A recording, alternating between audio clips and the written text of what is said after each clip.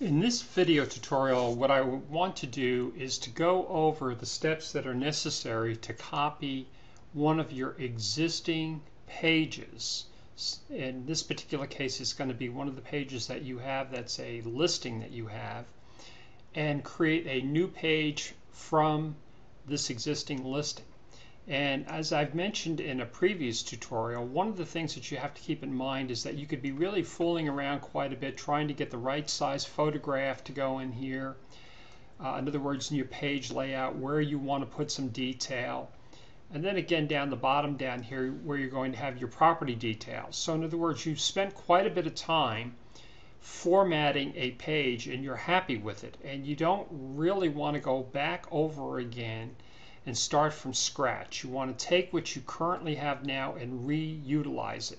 So what we're going to do is we're going to take this particular listing here, which is 1242 Terracina Drive, and we're going to create a brand new web page from this. So these are the steps that you need to follow. First of all, what you have to do is go back to your dashboard. Underneath pages, you want to go to all pages. It's the easiest one to find, and we're going to go to the Terracina Drive. We're going to go to edit. And in this particular case, in order to copy this over, you have to be in the HTML page view. And what we're really going to do is we're going to be copying all of this code. And this code is in reality just telling the page where to go to get the information. It's not the actual information itself, it's telling it where to go. So what I'm going to do is I'm going to go up here to the top. I'm just going to start here and I'm going to select all the way down to the bottom. I'm going to make sure I select every single solitary item. And then I'm just going to go ahead and right click and I'm going to copy it. Now I'm going to go to pages and I'm going to add a new page. This is the link to add a new page. And I'm going to give the page the address of the property that I'm going to be using, which is 1100 Terracina Drive, Terracina Drive, D-R-I-V-E. Then what I'm going to do is, remember we have the visual one, which you can always tell you're in the visual mode because you'll see these little icons. I'm going to be in the HTML version. I'm just going to click in here, right click, and I'm going to paste. And as you can see, all I've done is copy paste, just like I'm sure you've done a bazillion times. And what I'm going to do is I'm just going to go up here and I'm just going to save this as a draft. And you could either have published or saved it as a draft. I'm just saving it as a draft, and then I'm just going to preview it. And now you see that what I do is I created a brand new page, and all I've really done is copied over that existing information to this new page. Now the second step that I'm going to be doing is, after I've previewed to see that I've actually created the page, as you can see here, 1100 Terracina Drive, and I did that by just copying the HTML code from the old or the page that I was using to the new page. And remember, the reason why you want to do this is that you may have spent a lot of time figuring out and laying out the way that you want a page to look. And you don't want to have to go through this process every single solitary time. You just want to be able to reutilize what's here and just replace what you need to replace. So what I'm going to do is I'm going to go back here to the dashboard, and I'm going to go to pages, all pages, and I'm going to go ahead and edit this page. And the first thing that I want to do is get rid of this photograph and replace it. And I'm just going to go ahead and click on it, and it's now it's gone. So now I want to insert the new photograph that I took when I was out of the property. So I just go in here, I go up, insert, I go to select the file from my computer. I happen to have a location that I put for these video tutorial purposes on my desktop called WordPress Home Photos. And I've used a convention of naming the photograph after the address of the property. So as you can see here, I've named it 1100-Terracina-Drive.jpg. I'm going to click on that and I'm going to click open. And what you're going to do here in a minute, you'll see that this right here is animating a little bit.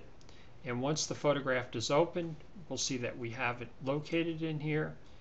And what I'm going to do is, if you remember correctly, I don't want to justify this to the left. I actually want to have it over here to none, so all the text will go underneath the photograph. And then, because my layout, that's the way I'd like it. So right here you see that I'm going to have the full size of the photograph, which is 640 pixels by 351. So now that I've got that done, I'm just going to go ahead and click Insert.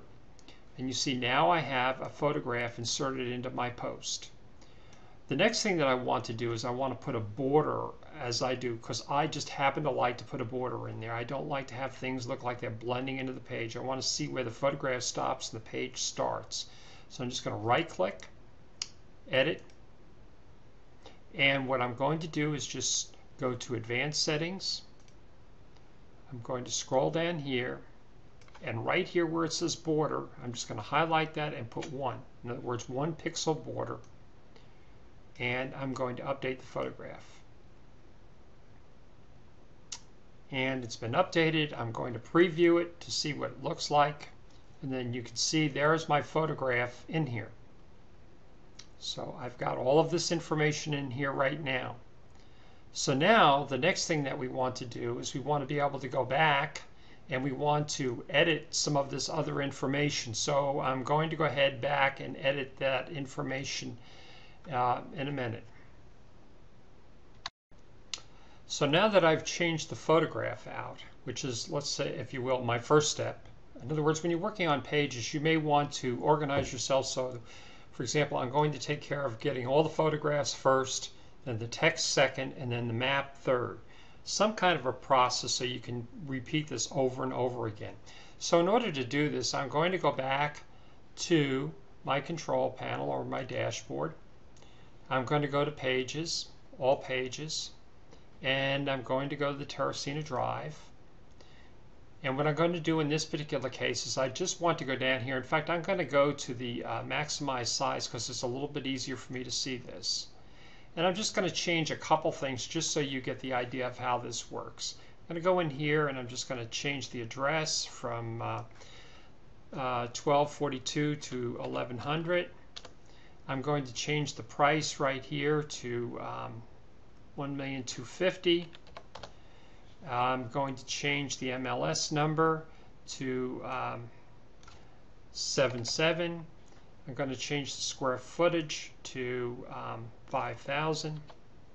And actually I'm going to go back and change the price right here to, I'm going to get this right here and change this to $950. And Eldorado Hills, I've got this number of bedrooms I'm going to put in here is going to be 5. Number of bathrooms is going to be 4.5. And I'm going to change the number of car or garage to 4.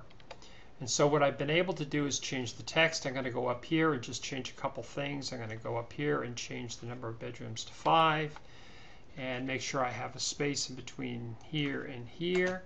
I'm going to change the number of bathrooms from 9 to 4.5 right here. Make sure also that I have a space here, right there, and see if there's anything else that I need to change right here. I'm going to just change it to a 4-car garage right here. And I think pretty much for the purposes of this demonstration, I've got the data corrected. You could just add as much data as you want. If your description was a lot longer, you could continue down here. You could also go ahead in here and add more, make the table larger if you wanted to. And the last thing that we need to do is change the map. But before we do this, let's just go in and do a preview. So I'm going to go back to this, and I'm going to go back to Save Draft.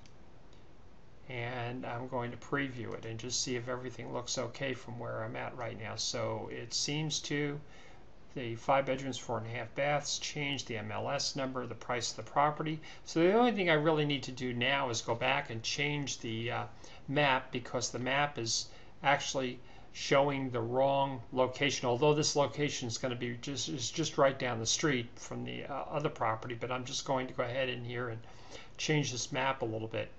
And so we're going to do that here in a second. Now the next and the final step is going to be changing this map down here, as I just mentioned. So I'm going to go back here to the dashboard. I'm going to go in here to Pages, go to All Pages, go to Edit, and remember, whenever I do something with the map, I have to go in here and switch to the HTML view. And you may be wondering, you know, how can I tell where that starts? If you remember correctly, when I go down here, where the map is, right here, is where I put that iframe in. So if we go down here, you can see this is the part that we're going to replace right here. So in order to do that, I'm going to go ahead and pull up the Google map, which is located right here. I'm going to go through the same process as I did before. I'm going to go in here and get the link. I'm going to go ahead and customize the link. I'm going to customize the size. I'm going to change this, and just let me move this down so it's, well, actually let me move this down here a little bit here, and then move this up so it's right about here, and then go ahead and move this into better view. Now what I'm going to do is I'm going to change this right here like I did the last time, because I have standardized. Remember, we start talking about standardizing the way we want our website to look. So I've standardized that my maps are going to be 600 pixels wide, and they're going to be 350 pixels high. You have to come up with your own dimensions, but just to give you an idea that you have to start, you know, more or less coming up with your own standard. Down here, once I click, you'll notice right here, it still says that, but the minute I click off of that, you'll see that this changed and this map got larger. So now what I'm going to do is I'm going to go down here and select all of this code from iframe all the way down to the bottom. I'm going to right click and I'm going to copy it. I'm going to minimize this. I'm going to minimize this, and I'm going to go right in here into the Terracina Drive. Remember, this is the Terracina Drive, 1100 Terracina Drive. I'm just going to highlight all of this code right here, and I'm just going to right click and I'm going to paste. And if you remember, I'm somebody that likes to have a border, so I'm going to go right in here and I'm going to put a 1 pixel border right here, 1 pixel. And then I'm going to go ahead and I'm going to save the draft, and I'm going to preview it. And so now we have the house, we have the details, and we have the map. And actually, let me see if I'm able to move the map around here. As you can see, if I move the map a little bit, you can see the address has changed to this. Okay, and again, this is a map that's movable. That's very easy for the clients to find. They can go ahead in here and put directions or whatever. So essentially what we've done in this video tutorial is we've talked about going in here, remember, and taking an existing page. You're going to be spending a lot of time designing, figuring out the way you want things to look. That once you've done that, think of this as kind of like a template, whatever way you want to look at it, sample page, template, or whatever. And then you're going to go ahead and copy the HTML code as we did in the video tutorial. You're going to create a new page, you're going to paste the code in, and then again, as I mentioned before, it's a good idea to take it one step at a time. You could go in there and replace all your pictures first, then go in and correct all the text, and then finally correct the map. And so this covers all the things that we need to know about how to copy an existing page and create a new page from that.